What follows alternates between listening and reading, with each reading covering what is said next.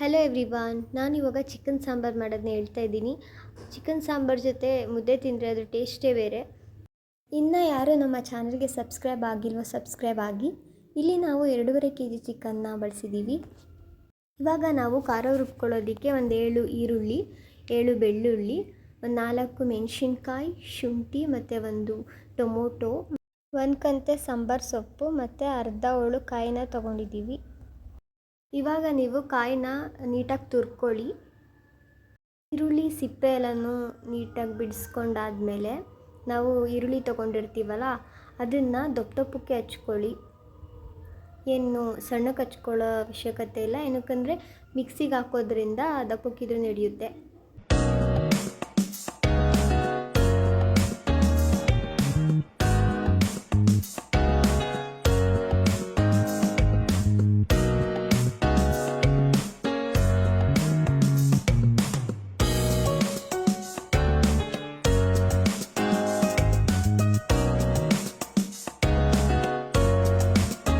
ಒಂದು ಕಂತೆ ಸಾಂಬಾರು ಸೊಪ್ಪು ತೊಗೊಂಡಿರ್ತೀವಲ್ಲ ಅದನ್ನು ದಪ್ಪನೇ ಹಚ್ಕೊಳ್ಳಿ.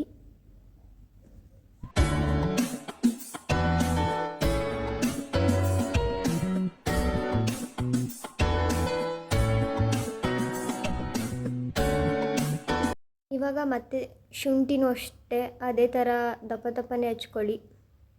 ಇವಾಗ ನಾವು ಒಂದು 6 ಬೆಳ್ಳುಳ್ಳಿನ ತೊಗೊಂಡಿರ್ತೀವಲ್ಲ ಅದನ್ನ ಈ ಥರ ಒಟ್ಕೊಳ್ಳಿ.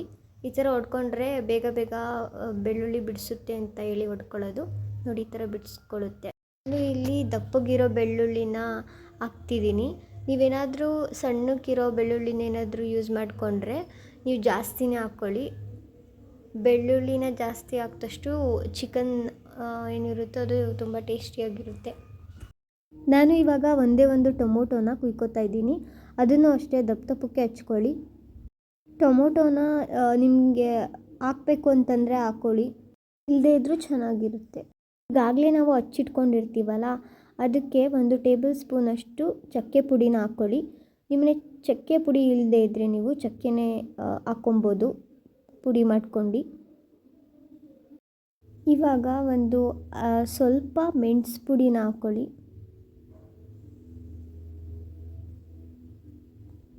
ಮೆಣಸು ಪುಡಿ ಆದಮೇಲೆ ಒಂದು ಅರ್ಧ ಟೀ ಸ್ಪೂನಷ್ಟು ಅರಿಶಿನ ಹಾಕ್ಕೊಳ್ಳಿ.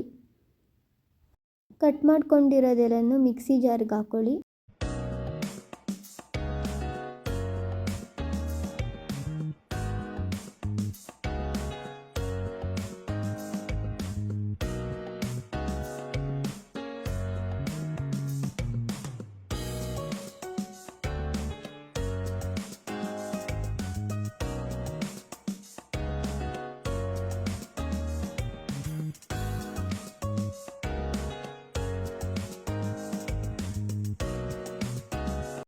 ನೋಡಿ, ಖಾರ ಹಿಂಗಿರಬೇಕು, ಇಷ್ಟಿದ್ರೆ ಸಾಕು. ಕಾಯಿ ಖಾರ ರೆಡಿ ಮಾಡ್ಕೊಳ್ಳೋದಕ್ಕೆ ಒಂದು ಅರ್ಧ ಹೋಳು ಕಾಯಿ, ಕಡಲೆ ಮತ್ತು ಗಸಗಸೆನೇ ತೊಗೊಂಡಿದ್ದೀವಿ. ಅದನ್ನು ಅಷ್ಟೇ ನೀಟಾಗಿ ಆಡಿಸ್ಕೊಳ್ಳಿ.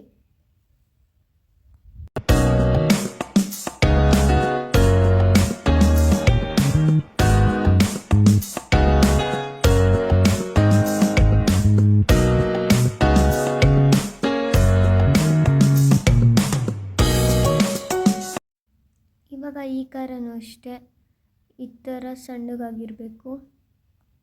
ಖಾರ ಎಲ್ಲನೂ ರೆಡಿ ಮಾಡ್ಕೊಂಡಾದಮೇಲೆ ಚಿಕನ್ನ ತೊಳ್ಕೊತಾ ಇದ್ದೀವಿ.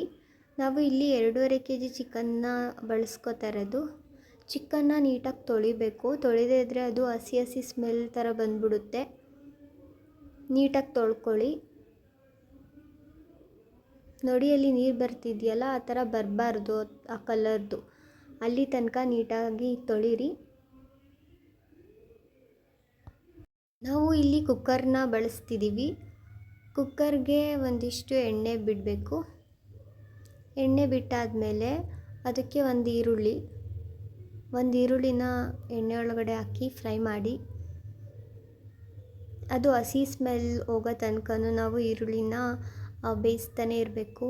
ಮತ್ತು ಅದು ಒಂಥರ ಕಲರ್ ಬಂದಿರುತ್ತೆ, ಆ ಕಲರ್ ಬರೋ ತನಕ ನಾವು ಅದನ್ನು ಫ್ರೈ ಮಾಡಬೇಕು.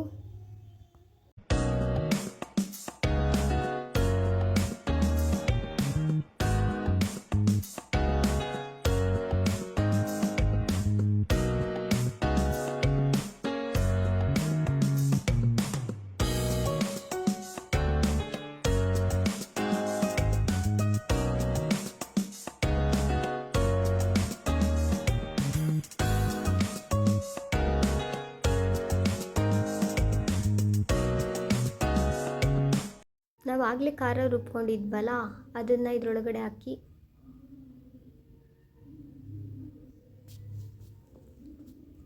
ಈ ಖಾರನೂ ಅಷ್ಟೇ ಹಸಿ ಸ್ಮೆಲ್ ಹೋಗೋ ತನಕನೂ ನಾವು ಹುರ್ಕೋತಾ ಇರಬೇಕು.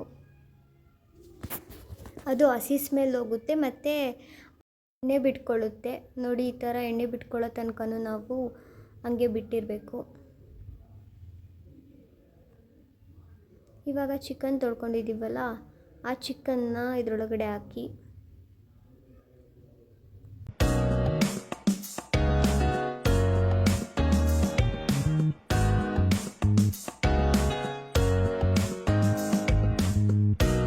ಇವಾಗ ಚಿಕನ್ ಬೇಯಲಿ ಅಂತ ನಾವು ಒಂದಿಷ್ಟು ಉಪ್ಪನ್ನ ಹಾಕ್ತಾಯಿದ್ದೀವಿ. ಚಿಕನ್ಗೆ ಹಿಡೀಲಿ ಅಂತ ಉಪ್ಪು ಹಾಕ್ತಾಯಿದ್ದೀವಿ. ಆಮೇಲೆ ಬೇಕಾದರೆ ಸಾಂಬಾರಿಗೆ ಹಾಕ್ಕೊಬೋದು ರುಚಿಗೆ ತಕ್ಕಷ್ಟು.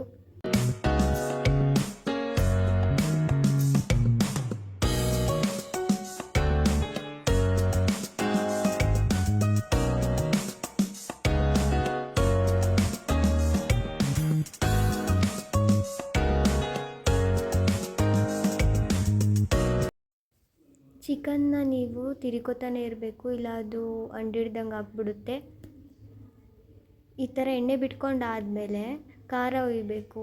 ಆಗಲೇ ಆ ಖಾರ ಆಡಿಸ್ಕೊಂಡಿರ್ತೀರಲ್ಲ ಅದನ್ನು. ಈಗ ನಾವು ಒಂದು ಪಾವು ಖಾರದ ಪುಡಿಗೆ ಈ ಖಾರ ಹಾಕ್ಕೊಂಡಿರ್ತೀವಲ್ಲ ಅದನ್ನು ಮಿಕ್ಸ್ ಮಾಡಬೇಕು. ಇದನ್ನು ಮಿಕ್ಸ್ ಮಾಡಿ ಸ್ವಲ್ಪ ನೀರನ್ನ ಸೇರಿಸಿ ಅಲ್ಲಿ ಚಿಕನ್ ಒಳಗಡೆ ಹಾಕ್ಕೊಬೇಕು. ನಿಮ್ಗೆ ಏನಾದರೂ ತೆಳುವು ಸಾಂಬಾರು ಇಷ್ಟ ಇತ್ತು ಅಂದರೆ ಜಾಸ್ತಿನೇ ನೀರು ಹಾಕ್ಕೊಳ್ಳಿ, ಇಲ್ಲದೇ ಇದ್ದರೆ ಸ್ವಲ್ಪ ಕಡಿಮೆ ಹಾಕ್ಕೊಂಡ್ರೂ ನಡೆಯುತ್ತೆ. ಇವಾಗ ರುಚಿಗೆ ತಕ್ಕಷ್ಟು ಉಪ್ಪನ್ನ ಹಾಕ್ಕೊಳ್ಳಿ. ಉಪ್ಪನ್ನ ಹಾಕ್ಕೊಂಡಾದಮೇಲೆ ನೀಟಾಗಿ ಸಾಂಬಾರನ್ನ ತಿರುಗಿ ನಾವು ಇಲ್ಲಿ ಲಾಸ್ಟಲ್ಲಿ ಮೊಟ್ಟೆಲ್ಲ ಹಾಕೋತಾ ಇದ್ದೀವಿ. ಫಸ್ಟೇ ಹಾಕ್ಬಿಟ್ರೆ ಮೊಟ್ಟೆ ಜಾಸ್ತಿ ಬೆಂದ್ಬಿಡುತ್ತೆ ಅಂತ ಹೇಳಿ ಈ ಥರ ಮಾಡೋದು. ಲಾಸ್ಟಲ್ಲಿ ಹಾಕ್ಕೊಳ್ಳಿ. ಲಿವರ್ ಮತ್ತು ಮೊಟ್ಟೆ ಎಲ್ಲನೂ ಹಾಕೋತೀವಿ ಲಾಸ್ಟಲ್ಲಿ. ಇವಾಗ ಕುಕ್ಕರ್ ಮುಚ್ಚಳನ ಮುಚ್ಚಿ ನಾವು ಇಲ್ಲಿ 4 ವಿಷಲ್ನ ಹಾಕ್ಸ್ತಿರೋದು. 4 ವಿಷಲ್ಗೆ ಬೆಂದಿರುತ್ತೆ ಚಿಕನ್ನು, ಅಥವಾ ಬೆಂದಿಲ್ಲದೆ ಇದ್ದರೆ ನೀವು ಆಮೇಲಾದ್ರೂ ಬೇಯಿಸ್ಕೊಬೋದು. ನೋಡಿ, ವಿಷಲ್ ಆದಮೇಲೆ ಸಾಂಬಾರು ರೆಡಿ. ನೋಡಿ, ಚಿಕನ್ನು ಬೆಂದಿದೆ. ಅಕಸ್ಮಾತ್ ಬೆಂದಿಲ್ಲ ಅಂದರೆ ನೀವು ಬೇಯಿಸ್ಕೊಳ್ಳಿ ಇನ್ನೊಂದು ಸಲ.